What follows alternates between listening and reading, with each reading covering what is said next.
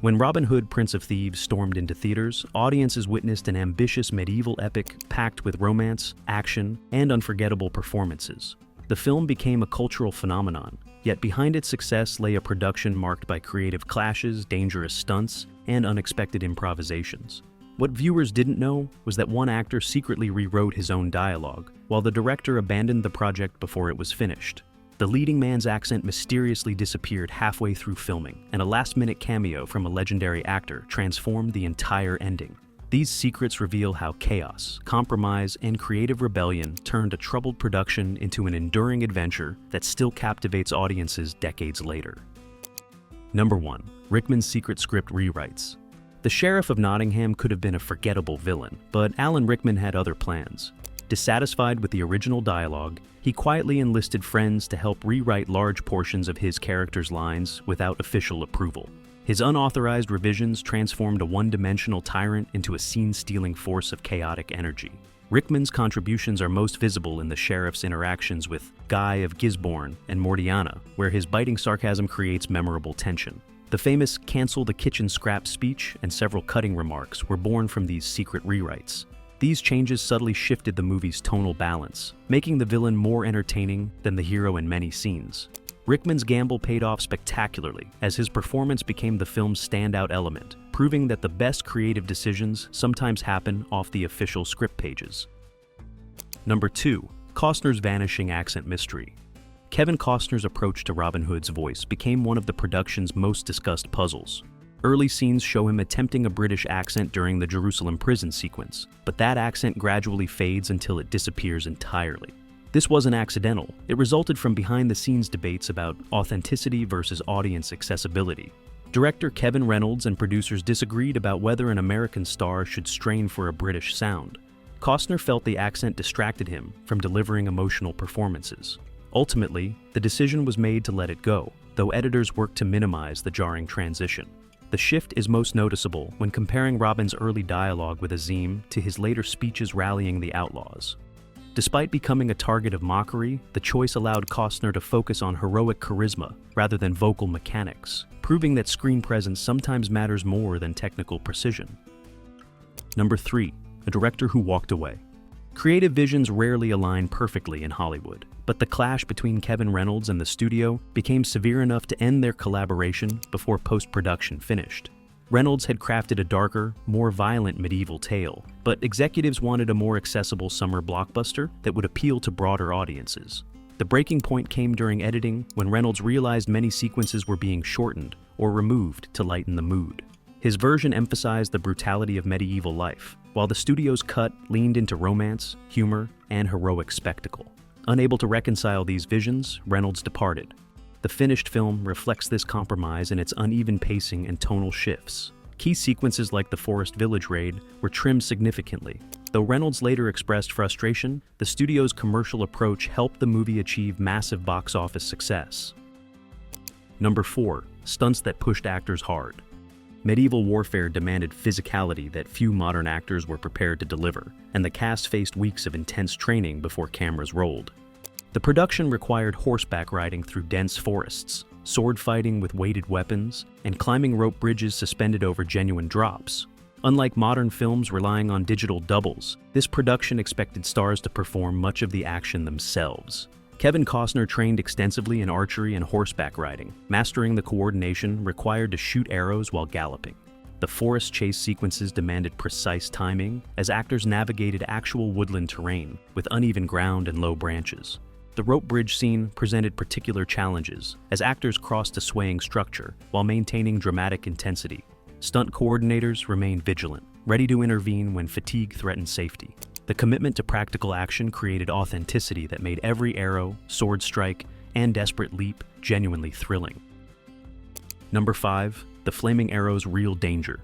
One of cinema's most iconic shots almost didn't happen due to the extreme risk involved. The moment when Robin Hood splits an arrow, then follows it with a flaming arrow that ignites a funeral pyre, required genuine fire and precision archery. The production hired champion archer Mark Lewis, whose competitive credentials made him one of the few people capable of attempting such a dangerous stunt. The arrow was specially prepared with a wick soaked in flammable material that would burn controllably during flight.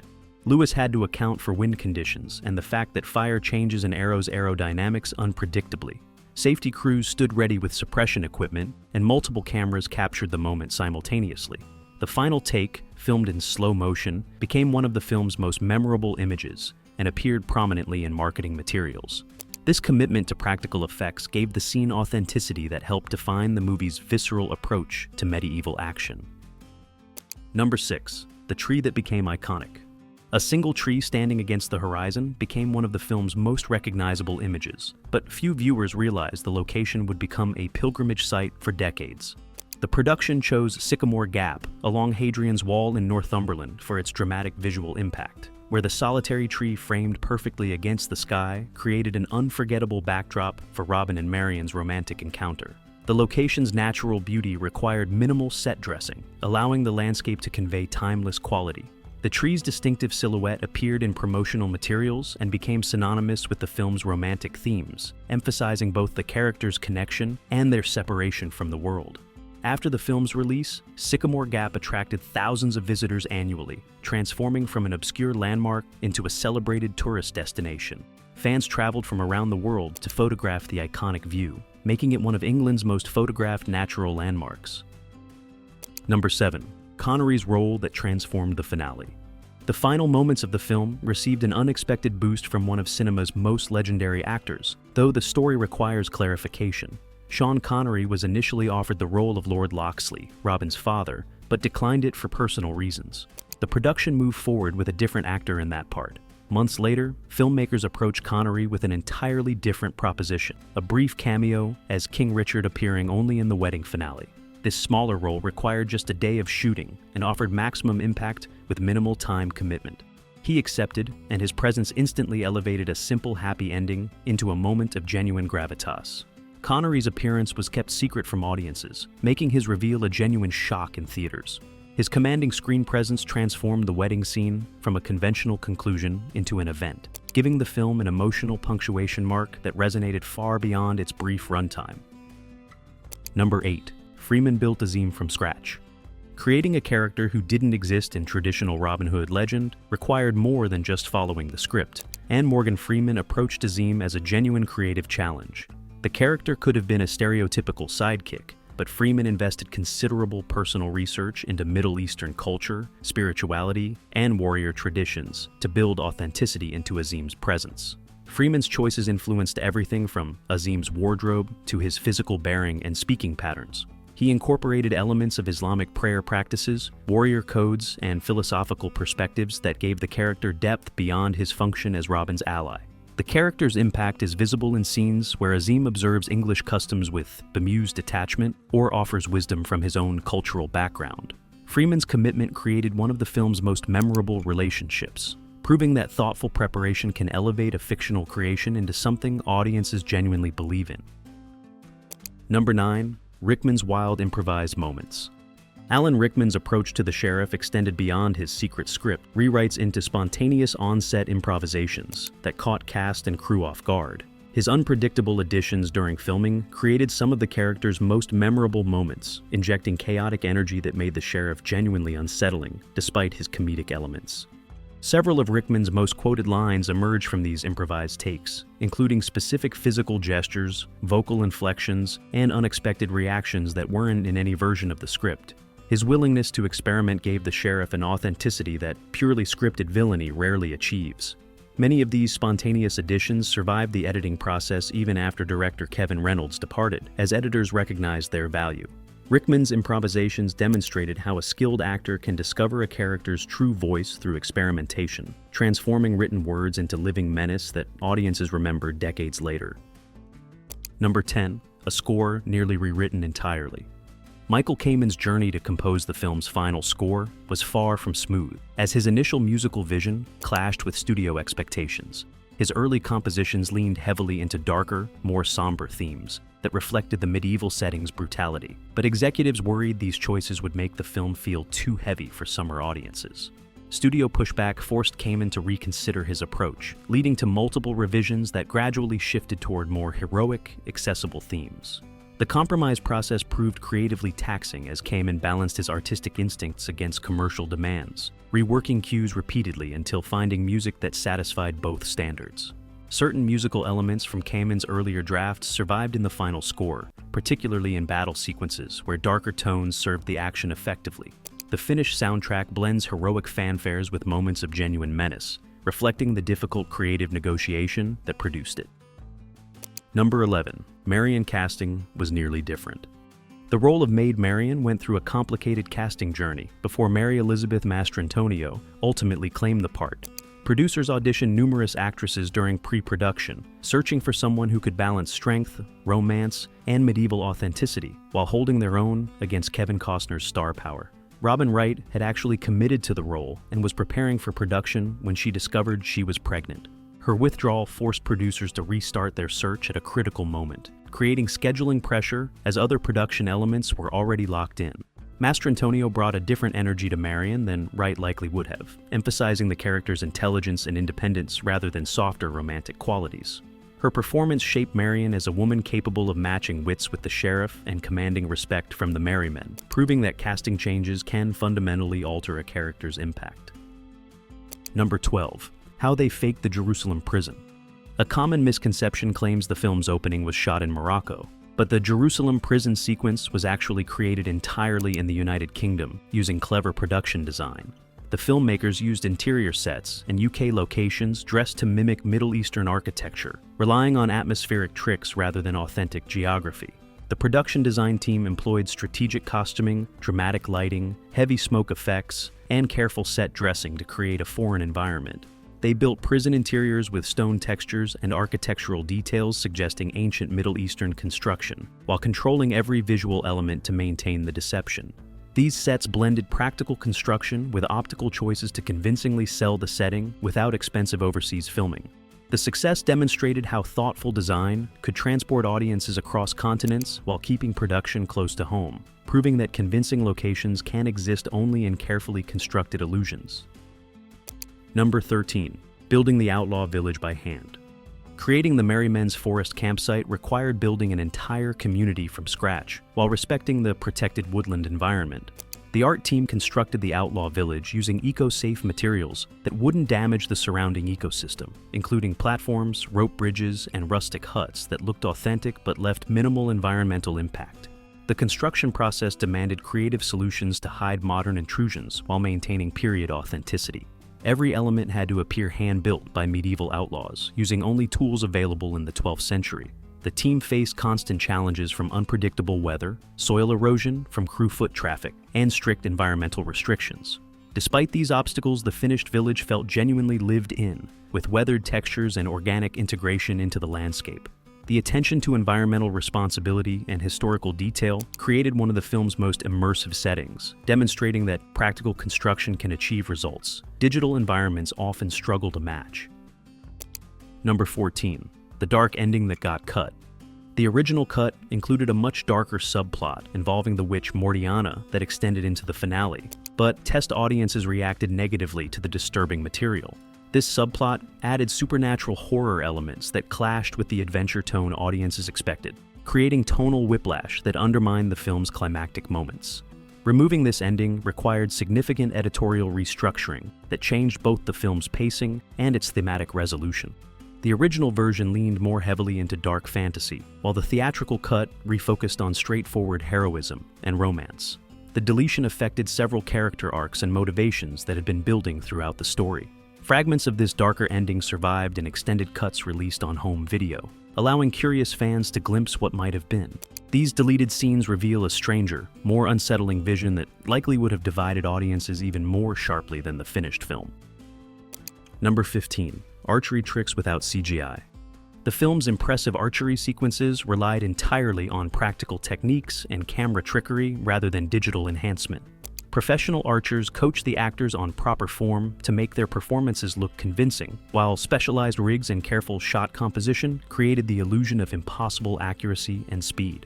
Fast cutting between shots allowed real archers to perform difficult tricks, while actors handled simpler moments, creating a seamless blend audiences accepted as continuous actions.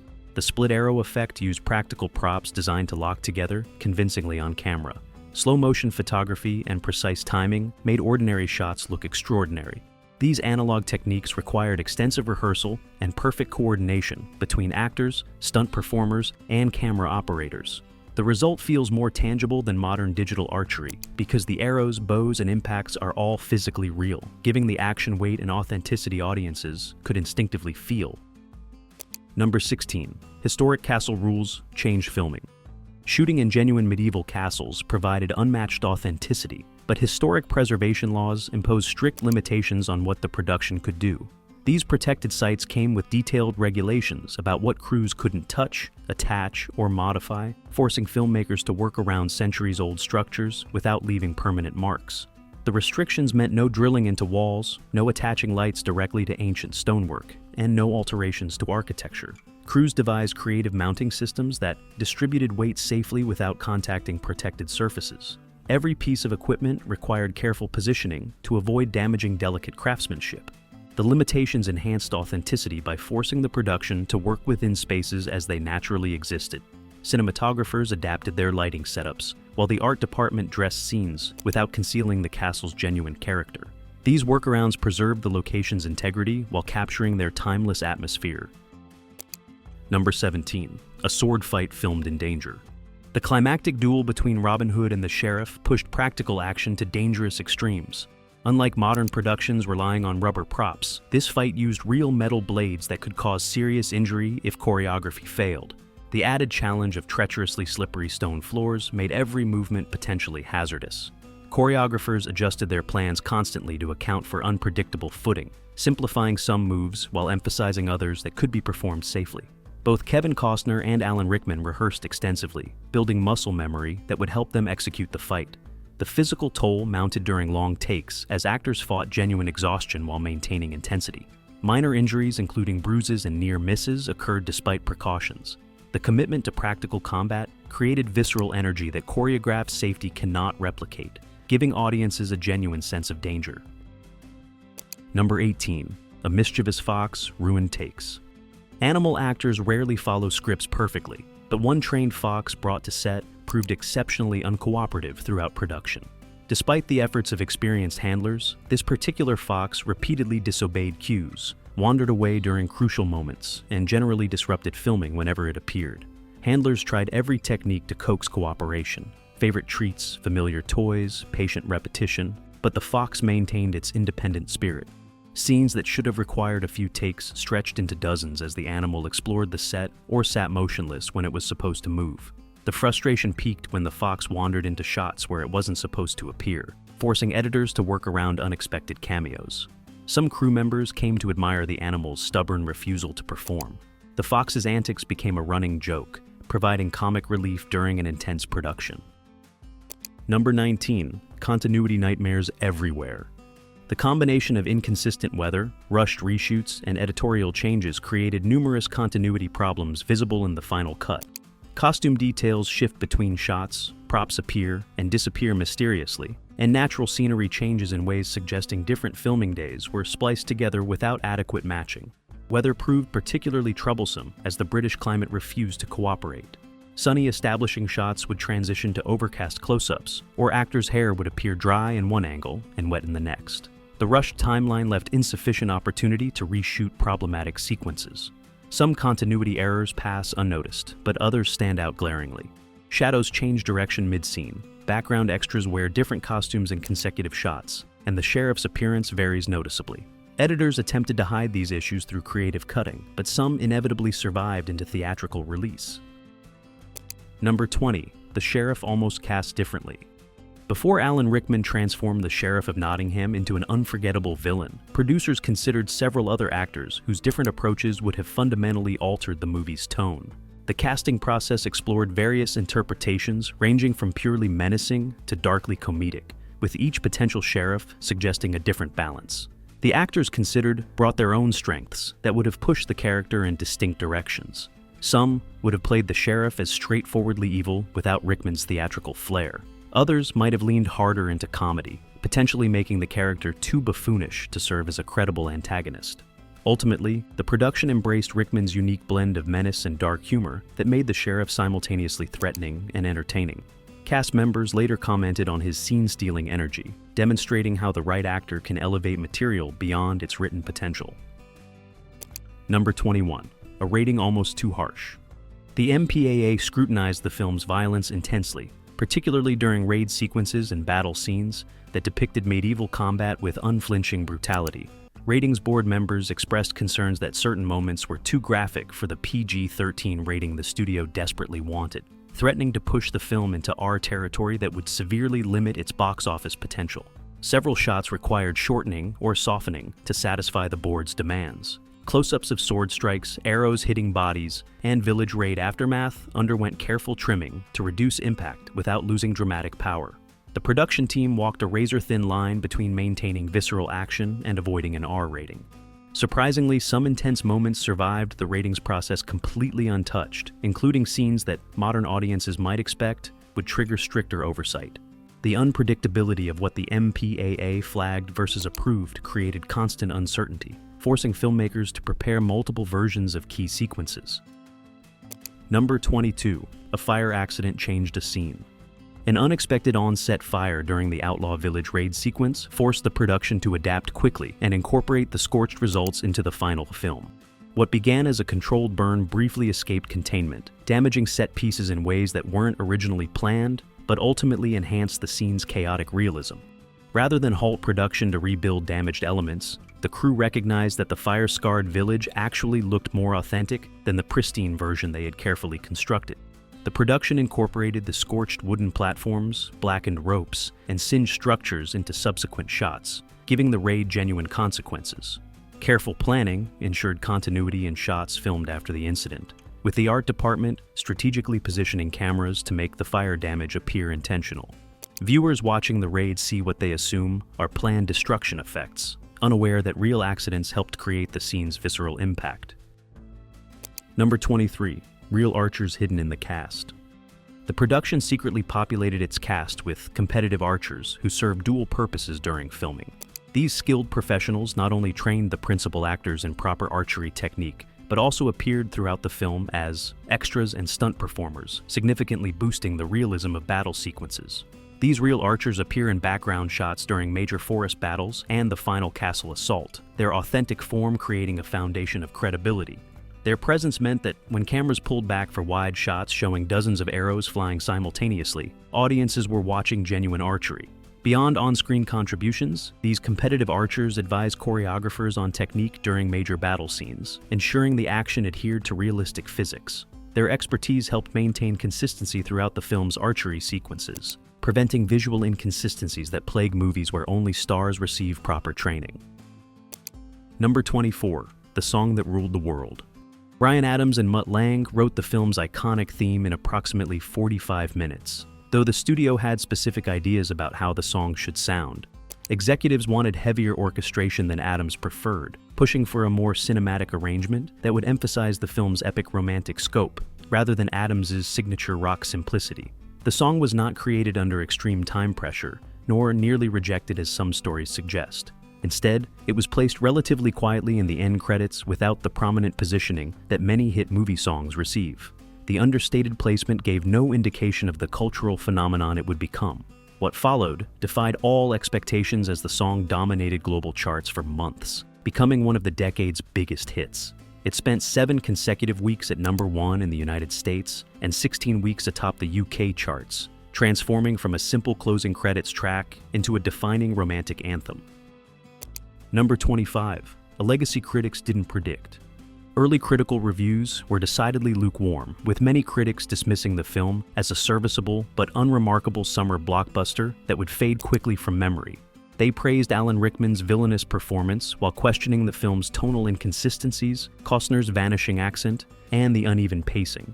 Audiences, however, embraced the movie enthusiastically, propelling it to massive box office success and keeping it alive through repeated home video viewings and television broadcasts. The film's accessibility, memorable music, and entertaining performances connected with viewers who cared more about pure adventure entertainment. Later generations reassessed the movie more positively, recognizing it as definitive early 90s blockbuster cinema. The elements that cemented its cultural impact, Rickman's sheriff, Bryan Adams' song, and the iconic Sycamore Gap imagery proved more durable than critics anticipated, demonstrating how audience affection can transform a flawed production into an enduring classic. More than 3 decades after its release, Robin Hood, Prince of Thieves remains a bold snapshot of early 90s blockbuster filmmaking, shaped not by flawless execution, but by creative chaos and unforgettable performances. From Alan Rickman's scene-stealing villainy, born of secret rewrites, to dangerous practical stunts with real fire and metal blades, from a mischievous fox that refused direction to a legendary actor's surprise cameo, the production's turbulent journey created the very imperfections that made it memorable. These stories reveal how accident, improvisation, and creative rebellion often forge the most enduring cinema. If you enjoyed discovering these secrets, please like and subscribe. Which hidden detail surprised you most? Let us know in the comments below.